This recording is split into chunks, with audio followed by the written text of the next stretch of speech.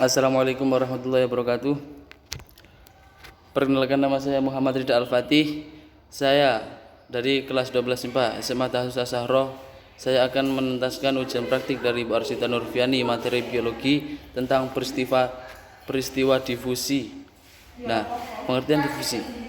Difusi adalah proses pergerakan molekul atau partikel dari daerah dengan konsentrasi tinggi ke daerah dengan konsentrasi rendah.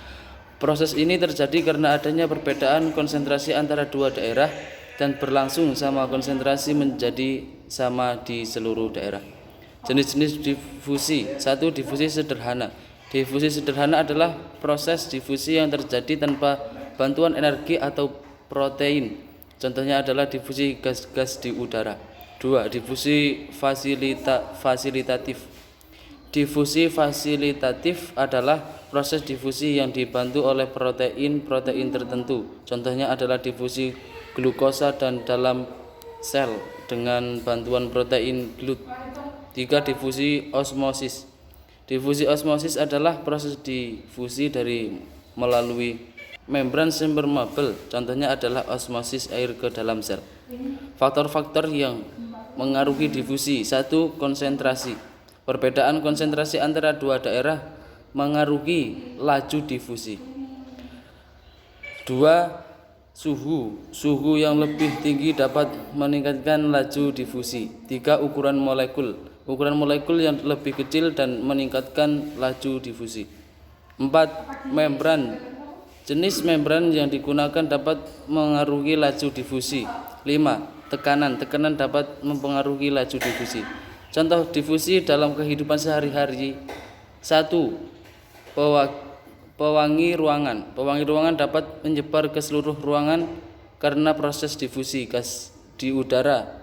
Gas-gas di udara dapat berdifusi dan menyebar ke seluruh ruangan. 3. Nutrien dan tubuh. Nutrien dan berdifusi ke dalam sel-sel tubuh melalui proses difusi fasilitatif. 4. Pengawetan. Pengawetan makanan. Difusi dapat mempengaruhi proses pengawetan makanan. Pentingnya difusi dan biologi. 1. Pengangkutan nutrien. Difusi membantu pengangkutan nutrien ke dalam sel-sel tubuh. 2. Pengaturan konsentrasi. Difusi membantu mengatur konsentrasi molekul-molekul dalam sel dan tubuh. 3. Komunikasi sel. Difusi dapat membantu komunikasi antara sel-sel dalam tubuh. 4. Proses metabolisme. Difusi dapat mengaruhi proses metabolisme dalam tubuh. Aplikasi difusi dalam teknologi yaitu 1.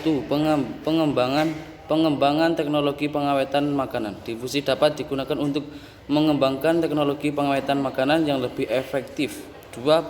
Pengembangan teknologi pengobatan. Difusi dapat digunakan untuk mengembangkan teknologi pengobatan yang lebih efektif. 3. Pengembangan teknologi industri. Difusi dapat digunakan untuk mengembangkan teknologi industri yang lebih efektif. Dengan demikian, difusi adalah proses penting yang terjadi dalam berbagai aspek kehidupan, termasuk biologi, kimia, fisika, dan teknologi lain. Oke, di sini saya akan mencontohkan difusi, yaitu cara membuat kopi.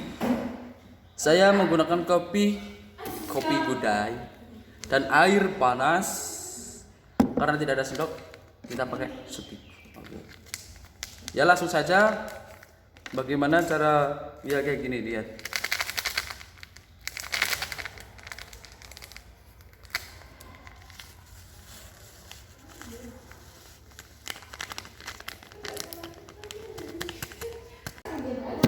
Jadi kesimpulan difusi yaitu partikel molekul atau partikel dari area dengan konsentrasi tinggi ke area dengan konsentrasi rendah. Nah, begitulah contoh dari difusi. Cukup sekian dari saya. Bila ada kesalahan, mohon maaf sebesar-besarnya. Wassalamualaikum warahmatullahi wabarakatuh.